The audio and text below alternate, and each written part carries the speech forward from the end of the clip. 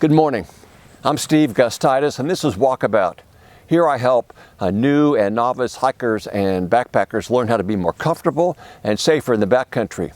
In this video, we'll talk about how to deal with fear and uncertainty when you're out on the trail. Don't forget to watch until the end, where I have a special travel video prepared especially for you. All that's coming up right after this.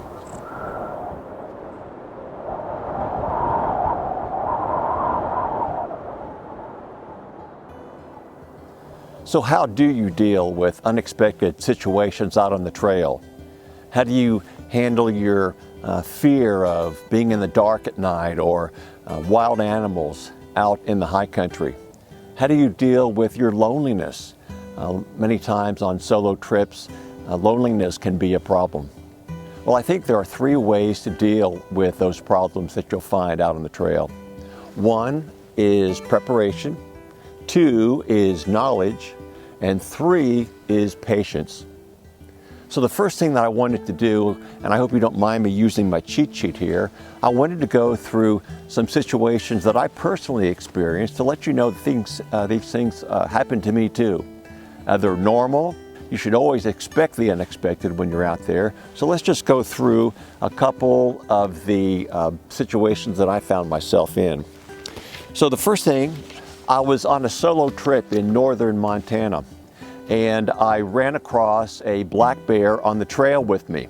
I was walking down the trail with my head down. The bear was walking down the trail with his head down. We looked up pretty much at the same time, and there we were, face to face. And this was before bear spray was invented. On the same trip, an unexpected snowstorm came in one night after I had made camp, and by the morning there was about 2 feet of snow on the ground, and so we had to deal with that particular problem too. I was on a solo trip in northern Colorado one time, and when I was out there on the trail, I got lost. I also experienced some very, very intense homesickness and loneliness while I was out there. I had a solo trip in eastern Wyoming. On the first night in camp, my camp stove stopped working, and of course that's how I was going to cook my food for the entire week-long trip, so I had to deal with that. In eastern Idaho, Matthew and I were on a week-long trip, and we got caught on top of a mountain in an unexpected thunderstorm. We got soaked by the rain. It was cold, and on the way down the mountain we both became hypothermic, and so that was another situation that we found ourselves in. Matthew and I also spent some time hiking in the desert in West Texas. About halfway through that trip, I thought we were going to run out of water. So how does preparation and knowledge and patience help you get through some of those problems that you can experience out on the trail? Well, let me talk to you about first how preparation helped me. Prior to my solo trip to Montana, I had studied the weather patterns that I might have expected, and so I had packed some additional clothing to help keep me warm in case the weather got bad, and so that helped me get through the next day of hiking, getting down off the mountain. I got down comfortably and safely because I was well prepared. On that solo trip that I took to eastern Wyoming, when my camp stove stopped working, I had a backup plan for that. I usually enjoy taking a fold-up wood-burning stove that I can use at night to enjoy a nice little fire.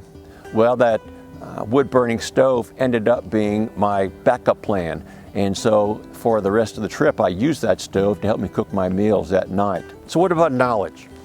How did knowledge help me to deal with the bear encounter that I had in Montana? Well, that was before the invention of bear spray. So I had to study. So what do I do when I want to run across a black bear on trail or a grizzly bear on trail? So I learned with that study that when you're dealing with a black bear, you've got to get big as you possibly can. You've got to make as much noise as you possibly can, because you want to scare that bear, because that bear is probably as scared of you as you are scared of the bear. So I did that out on trail, and as soon as that bear saw me and heard me, he was up the mountain, probably at about 35 miles an hour. So I wouldn't have known how to deal with that problem had I not studied and gained the knowledge that I needed.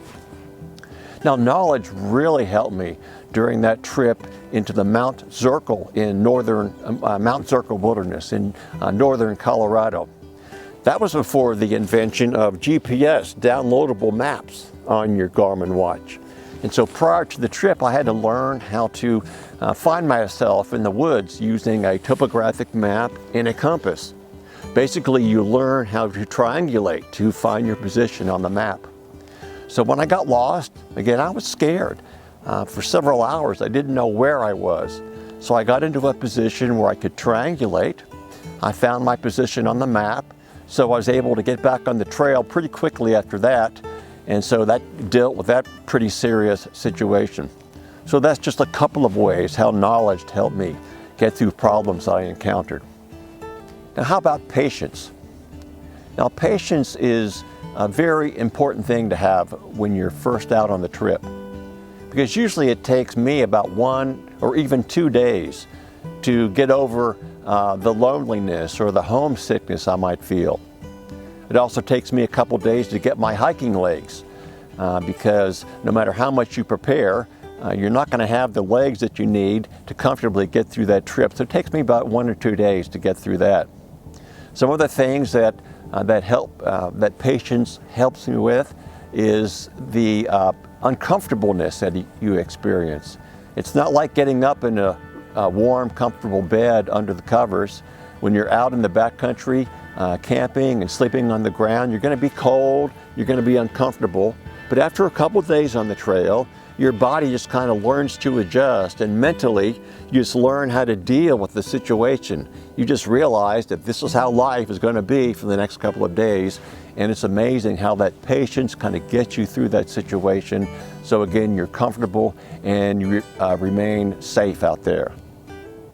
I enjoyed talking with you today, and I look forward to seeing you next time here at Walkabout.